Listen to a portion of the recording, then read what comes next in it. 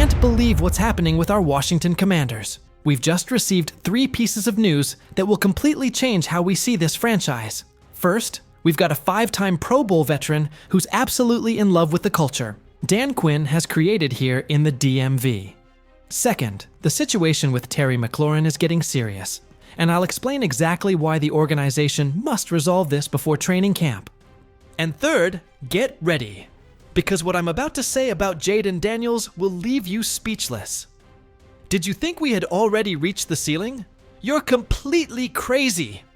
What's coming will confirm that this organization finally understands how to build a real contender in the NFC. Stay until the end, as we're going to analyze all this from a perspective no one else will give you. Let's start with something that has me super pumped about the future of this offensive line. And I need you to understand exactly what it means to have Laremy Tunsil here in Washington. This man isn't just a Pro Bowl tackle, he's an elite piece that has been protecting top-tier quarterbacks for years in Houston. Laremy Tunsil arrived here just 2 days ago and is already talking wonders about what Dan Quinn has built. And you know what impresses me most about these statements? It's not just that he's happy, but that a veteran with his experience immediately recognizes the cultural difference. Tunsil literally said, "It's something special for sure." I think DQ did a great job bringing coaches and players together and just embracing this new chapter. Do you realize what this means coming from a player who's been in the league since 2016? Tunsil has seen dysfunctional organizations, been on teams that promise much and deliver nothing. But after 2 days here, he's already seeing something special. That's burgundy and gold, baby! I'm telling you, after years of watching this organization hire players who realized this was a mess when they got here, now we have an elite tackle saying he loves the atmosphere after 2 days. Tunsil is not here by accident. Adam Peters paid a high price for him because he knows protecting Jayden Daniels is the #1 priority. But here's what's really interesting. Tunsil isn't just praising the coaching staff. He's completely thrilled with his line mates. He called the whole unit dogs and specifically highlighted Josh Connolly Jr. by saying, "JC's going to be a dog." And I'm not saying that just to kiss up. JC's going to be a dog. I can't wait to see him. Do you understand what it means for a 5-time Pro Bowl tackle to be so impressed with our second-year rookie? Connolly Jr. was drafted in the 3rd round of the 2024 draft, the same draft where we got Daniels. And now we have an elite veteran who already sees all-pro potential in him. I believe this confirms exactly what many of us suspected about Peters' last draft class. It wasn't just luck getting Daniels in the 2nd spot. Peters identified real talent in that whole class, and now we're seeing it develop. But do you know why Tunsil's opinion on Brandon Coleman moving inside is so important? Because Coleman had been struggling as a tackle, but many analysts always thought his future was at guard. Now we have an elite tackle confirming that transition is going to work. That means our offensive line goes from Tunsil, Coleman, Tyler, Biadasz, Sam Cosmi, and Connerly Jr. That's a line that can compete with anyone in the league. And do you know why this is so critical for us here in the DMV? Because we're going to face the best defenses in the NFL twice a year. Micah Parsons and DeMarcus Lawrence in Dallas, Josh Sweat and Hassan Reddick in Philadelphia, Kayvon Thibodeau and Brian Burns in New York. These aren't normal defenses. These are units that can dethrone elite quarterbacks. Look at what happened to Dak Prescott when his offensive line couldn't protect him at critical moments. Watch how Jalen Hurts struggled when his protection cracked in playoffs. But we now have the protection for Daniels to develop his game without worrying about constant pressure. Tunsil has played against Von Miller, Khalil Mack, TJ Watt, all the elite pass rushers in the league. And he's seeing dogs in our offensive line room. I guarantee this line is going to be completely different from what we've seen in previous years. But do you know what the smartest part of this acquisition is? Peters didn't just get an elite tackle. He got a veteran leader who's already raising the level of everyone else. When Tunsil says the energy and atmosphere are special, that spreads. It makes Coleman work harder, Connerly Jr. develop faster, and the whole unit function like a well-oiled machine. Now let's move on to the situation that has all the fans worried, And that's what's happening with Terry McLaurin. This isn't a normal contract situation. This is a negotiation that will define if we're really committed to winning now, or if we'll continue to be a franchise that lets its best players go. Terry did not show up for the mandatory minicamp last week, and according to Jeremy Fowler of ESPN, someone within the organization told him they want McLaurin to be a commander for life. But do you know what the problem is here? Wanting something and being willing to pay for it are two completely different things. The receiver market is above $30 million per year, and Terry is making $15.5 million this season. That's less than half of what he's worth. To better understand this disparity, let's look at some real market numbers. Tyreek Hill is making $30 million a year in Miami. Davante Adams made $28 million a year when he went to Las Vegas. Cooper Kupp got $26.7 million a year with the Rams. A.J. Brown is making $25 million a year in Philadelphia. And McLaurin, who just had the best season of his career with 13 touchdowns and over 1,000 yards for the 5th consecutive year, is making $15.5 million. No way! I'm telling you, after this man gave us 5 consecutive seasons of over 1,000 yards, after he connected perfectly with Jaden Daniels for his best season with 13 touchdowns, now are we going to haggle with him like he's an average player? Let's put this in perspective. McLaurin had 82 receptions for 1,096 yards and 13 touchdowns last year. Do you know how many receivers in the entire NFL had better numbers than that? Less than 10. And of those receivers, how many did it while being the only real threat on their offense for most of the season? Practically none. When Davante Adams put up similar numbers, he had Aaron Rodgers for years. When Cooper Kupp dominated, he had Matthew Stafford and all of Sean McVay's system. But McLaurin did it with Taylor Heineke, with Carson Wentz, with Sam Howell, and finally with a rookie quarterback. McLaurin is already losing money for every day he doesn't show up. They'll charge him $17,462 for the first day, $34,925 for the second, and $52,381 for the third. Over $100,000 in fines just for those 3 days of minicamp. But you know what? He's willing to lose that money because he knows what he's worth in the current market. And do you know why McLaurin has every right to demand this money? Because he's been consistency amid chaos. When this organization was changing quarterbacks every 6 months, McLaurin kept producing. When we were losing 12 games a season, McLaurin kept giving his all on every play. I believe the organization must understand that McLaurin is not just our best receiver. He is the symbol of what it means to be professional amid adversity. He's the player who never publicly complained, always showed up to work, developed instant chemistry with Daniels from day one. Now I ask you this, how are we going to ask Jaden Daniels to continue developing if we don't give him the tools? McLaurin is not just our best receiver. He's the anchor of that receiver room. He's the veteran teaching Luke McCaffrey, Noah Brown, Olamide Zaccheaus, all the young guys we have there. But do you know what is McLaurin's most compelling argument in these negotiations? The numbers with Daniels compared to his numbers with other quarterbacks. In the first 8 weeks of last season, when Daniels was still adapting, McLaurin had solid but not exceptional numbers. But in the second half of the season, when that connection really developed, McLaurin was unstoppable.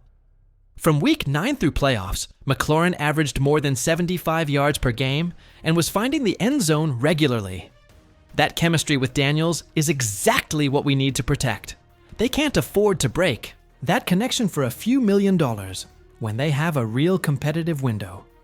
Jeremy Fowler mentioned that these negotiations are tough, and he's right. But do you know why they are tough? Because McLaurin deserves to be in that $30 million per year category. And the organization knows that if they let him go, they'll have to pay more for a replacement who's not going to be as good.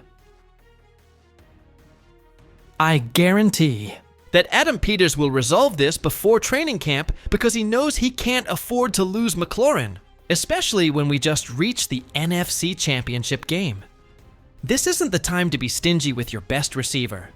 The The Cowboys are paying CeeDee Lamb $32 million a year. The Eagles have A.J. Brown on a massive contract, and we're going to let our man go. You're crazy if you think that's going to happen. Peters knows he has a real competitive window, with Daniels on his rookie contract, and McLaren is a key piece of that equation. Also, think about it from a salary cap perspective. We have flexibility now because Daniels is on his rookie contract. In 3 years, when we have to pay him $40+ million a year, how are we going to get a receiver of McLaren's quality? The answer is, we won't be able to. So, the decision is simple. Pay McLaren now, or lose the chance to have an elite offense during the most important window of the Daniels era. But here's what's really crazy, and this will completely change how you see the future of this franchise. Andrew Hawkins, a former NFL receiver who played with Cincinnati and Cleveland, now an ESPN analyst, just declared on national television that Jayden Daniels is the best quarterback in the entire national conference. I can't believe we're having this conversation. Do you remember when the experts used to say Daniels was too old at 23? Do you remember when they said he was too skinny to survive in the NFL? Do you remember when half the internet said we should have picked Drake May or McCarthy? Now it turns out we have the best quarterback in the entire NFC. But do you understand what this means coming from Andrew Hawkins? This isn't some random fan on Twitter. It's a player who was in NFL locker rooms, played against the best quarterbacks of his era, who understands exactly what it takes to be elite in this league. Hawkins specifically said when asked if it's true or false that Daniels is the best quarterback in the NFC, he answered true without hesitation. And then he explained exactly why. Nobody thought the situation in Washington was ideal for a rookie quarterback, and the Heisman Trophy winner immediately changed the script. Do you realize how profound that analysis is? Hawkins is recognizing that Daniels didn't come into a perfect situation like other rookie quarterbacks. He didn't arrive to sit behind a veteran for a year like Jordan Love. He didn't come to an already established system like Brock Purdy. He didn't arrive with the best offensive line in the league like some others. Daniels came to an organization that had won 4 games the previous season. He came with no established running back, no elite offensive line, with questions on defense. And what did he do? Took them to 12-5 and to the NFC Championship game in his first season. Now let's compare this to the other quarterbacks supposedly competing for this title. Jalen Hurts has advantages that Daniels didn't have. Hurts has the best offensive line in the NFL, period. Jason Kelce, Lane Johnson. That line in Philadelphia has been elite for years. Plus, he now has Saquon Barkley, one of the best running backs in the league, to take the pressure off. But what did Daniels have? He had Brian Robinson Jr., who is solid but not elite. He had an offensive line that was constantly changing. He had to create chemistry with receivers who hadn't played together before, and yet had a better season than Hurts. Let's go to the numbers, because numbers don't lie. Daniels finished with 3,568 passing yards, 25 passing touchdowns, and only 9 interceptions. On the ground, he added 891 yards and 6 more touchdowns. That's over 4,400 yards total, and 31 total touchdowns in his rookie season. Compare that with Hurts in 2024. Hurts had 3,498 passing yards, 15 passing touchdowns, and 12 interceptions. Yes, he had more rushing yards, but he also had a significantly better offensive line, and a running back who took many touchdown opportunities. And what about Dak Prescott? Dak has been in the league for years, has experience, has offensive weapons, in Dallas. But how many times has he taken the Cowboys beyond the first round of the playoffs? How many times has he proved he can win the most important games? Daniels, in his first playoff season, won 2 games and took the team to the NFC Championship game. He defeated Tampa Bay in the wild card, demolished Detroit in the divisional round. When was the last time we saw Dak do something like that? And Jared Goff? Goff is a good quarterback, don't get me wrong. He reached the Super Bowl with the Rams, has had success in Detroit, but Goff needs the perfect system around him. He needs a solid offensive line, a strong running game, everything working to be effective. Daniels, on the other hand, created success where it didn't exist. He took an offense that had been terrible for years and made it a unit that could compete with anyone. That's what elite quarterbacks do. They don't need perfect conditions. They create perfect conditions. I'm telling you, when an analyst who played in the league says our rookie is already the best in the conference, that's no accident. Hawkins sees what all of us saw last year. Daniels not only has physical talent, he has that intangible quality that separates good quarterbacks from great ones. But do you know what's most impressive about Hawkins' state? That he acknowledges the rest of the NFC is not exactly brimming with elite quarterbacks. Yes, there's Hurts, there's Goff, there's Prescott, there's Purdy. But how many of those have shown they can carry a team when things get tough? Hawkins specifically mentioned that the AFC is where all the truly elite quarterbacks are. Patrick Mahomes, Lamar Jackson, Josh Allen, Joe Burrow. But you know what? I believe Daniels can already compete with any of those names, and he'll prove it when we finally have opportunities to play against them. What will happen when we give Daniels the same protection other quarterbacks have? What will happen when Terry McLaurin is under a long-term contract and completely focused? What will happen when Laramie Tunsil is protecting his blind side and Josh Connerly Jr. develops into the dog Tunsil already sees? I guarantee we're going to be talking about Super Bowls, not just playoffs. The NFC is open territory right now, and Daniels has already proven he can compete with anyone. That combination of physical talent, game intelligence, and natural leadership is exactly what you need to win championships in this.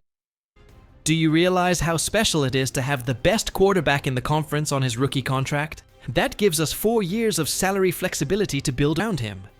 That allows us to pay McLaurin, keep Tunsil, and continue adding elite pieces. Look at what's happening here in the DMV. We have a Pro Bowl tackle in love with the culture after 2 days. We have an all-pro receiver the organization wants to keep for life. And we have the best quarterback in the entire conference in his second year. When was the last time we could say something like that about our Washington Commanders? I believe this organization has finally understood how to win in the modern NFL. Adam Peters is not building to be competitive. He's building to be champions. Dan Quinn hasn't just changed the culture. He's created a winning mentality that veterans like Tunsil immediately recognize. And do you know what's the best part of all this? That we're just beginning. Daniels is 23 years old. McLaurin is in his prime. Tunsil has several years of elite football left. This competitive window isn't 1 or 2 years, it's an entire decade. But I need you to understand something very important. News like this doesn't appear by chance. Andrew Hawkins doesn't declare we have the best quarterback in the NFC for no reason. Laramie Tunsil doesn't get excited about the culture after 2 days without reason. All of this is the result of smart decisions this organization has made over the last 2 years. What do you think about these 3 pieces of news? Do you think Peters will resolve the McLaurin situation before training camp? Do you agree with Hawkins that Daniels is already the best quarterback in the NFC? And what are your expectations for this offensive line with Tunsil protecting our franchise quarterback? Leave your comments below because I want to know exactly how you feel about the future of this team. If you're as excited as I am about what's coming, like this video. If you want to be part of this family of Commanders fans living the most exciting moment in decades, subscribe to the channel because I guarantee we'll have more explosive news about our team tomorrow. You can't miss what's coming because this is just the beginning of something special here in Washington. We are a family. We are a community. And together, we will celebrate every victory of these Commanders who are finally giving us reasons to dream big. And remember, hail to the Redskins.